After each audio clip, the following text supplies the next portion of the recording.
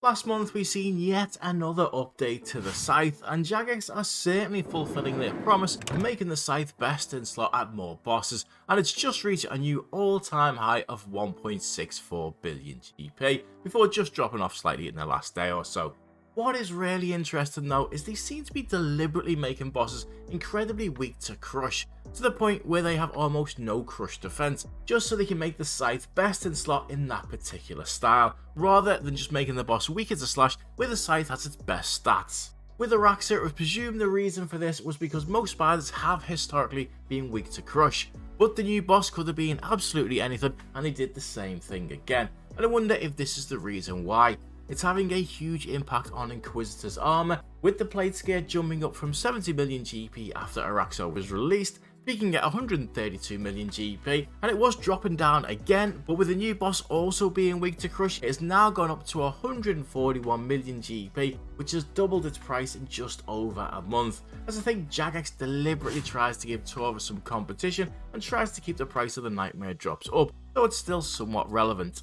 I've often wondered what this game would be like without bots, and it seems for the first time we at least get to see what the economy would be like without them, as in the background Jagex seems to be banning wave after wave of bots. They did a bot busting video back in May, but they haven't stopped there. It wasn't just a publicity stunt, they appear to be constantly banning them.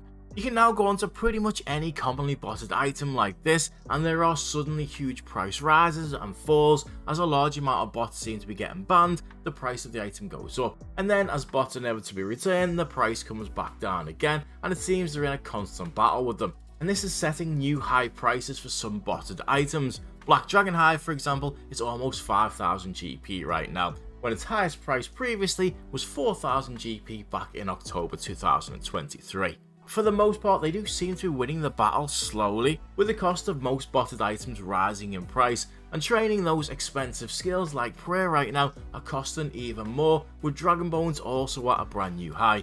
The biggest rise of all though is white berries, which have gone up from a usually pretty steady price of 300 GP to over 1000 GP, which is really unusual because you only really need a membership to be able to go out and bot them. Anyway, if you do farm runs now, a whiteberry bush typically gives quite a large yield and currently will probably make you a similar profit to that of a hair patch. Back to the scythe, and one downside of having all of the updates good for the scythe is there's less demand for the shadow as we're getting less new content for it. But the shadow is still an amazing weapon, but it's always had one problem, which is that the Tombs of a Massacre has always been the most profitable raid, so far more people farm it. The Shadow recently hit its lowest price that it's ever been before slightly recovering, but there may finally be some good news for it.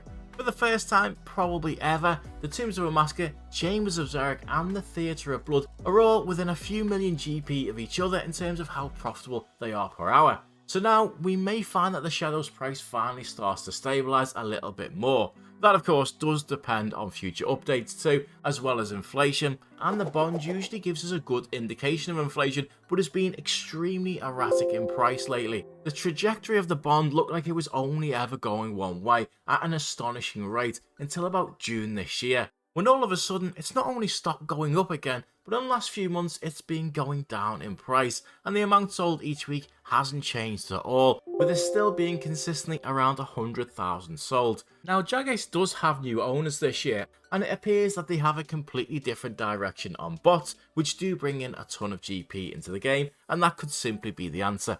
In fact, they were even polling the idea of removing microtransactions in RuneScape 3 recently. So before the next item, I have a genuine question for you, and I haven't lost my mind, well, I mean I don't think, but I'll put a poll up for this. Would you be happy for Jagex to use some of the GE tax to buy out bonds? Now hear me out. That would artificially raise the price of them, which would instantly drive down the price of gold on the black market. That would mean that every botter and every real world trader would earn half as much as they usually do from that point forward, which I'm sure would have a lot of them quitting. But of course there is a downside, and that is the cost of bonds will be twice as much in game for those players that like to get the membership through GP. Anyway, let me know what you think. The Dragon Hunter weapons, and in particular the crossbow, which after not being very useful at the latest Dragon Boss released into the game, has absolutely tanked in price down to 60 million GP after being up to 85 million GP at one point. The lance has fared a little bit better because it's decent here but not the best, and was up as high as 74 million GP before the update, and that has also dropped off but only to 65 million GP, which is actually still up on its previous price before the speculation of the update. Interestingly, the wand is down to just 33.5 million GP already, mainly because it's not pretty much best in slot anywhere at all really that I tested anyway, apart from possibly bronze, iron and steel dragons, although it did have one benefit as a very good AFK mage training weapon. It's very accurate and it does hit really high when you're training. It just doesn't have that massive demand because it's not best in slot at anything really profitable. Another byproduct of making the scythe best in slot in so many places, as Jagex have done in the last year, is the blood shard, which heals you occasionally when using melee, was up to as much as 16 million GP just a few days ago, although it has dropped off a little bit since, possibly due to the arrival in part of the Amulet of Rancor, a new best in slot melee amulet. But even at 13.4 million GP, it's now made thieving vibes one of the best skilling moneymakers in the entire game at 4.2 million GP per hour. And it also appears that bots aren't just being banned doing low level stuff either, and long have they plagued Zulrah, but it appears that they've been hit here too. The result is the price of the items have been going through the roof. The toxic blowpipe was just 2.3 million back in June, and it's been rapidly going up and may only now be finally leveling off at about 5.3 million GP. And it's not just the blowpipe, the magic fang has risen from 2.2 million GP over the exact same period to 5.3 million, and the Serp helm is almost identical as well. Even the scales have seen a huge rise, but unlike other items that have crashed as the bots slowly come back, it seems for whatever reason, the bot owners aren't as able to get the bots back up and running here, possibly because they take longer to train up. The recent update Varlamore Part 2 has meant a hit on the Din's Bulwark price, as the new Golding potion is very similar to the Bulwark's special attack. The potion price is still extremely expensive though, so there is still a very good reason to use the Bulwark in those places instead of them. We've also just seen a bit of a jump in price for the rewards that you get from Deadman Armageddon, which have been pretty stable until recently. They're all cosmetic, but apart from a few players that haven't spent the points yet, there shouldn't be any more coming into the game, well, for a while at least, so they naturally go up in price. However, Jagex have long had a policy of not going down the party hat route of creating discontinued items in old school, and typically these types of items are usually available in the following Deadman. Presuming that happens, they will literally crash in price overnight. Finally, an item that peaked at 12,000 GP that you get by simply talking to an NPC, and you can even use the drop trick to get as many as you want.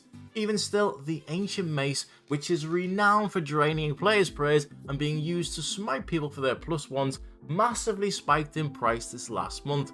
It's almost as if an entire clan needed to buy a load of these for some reason.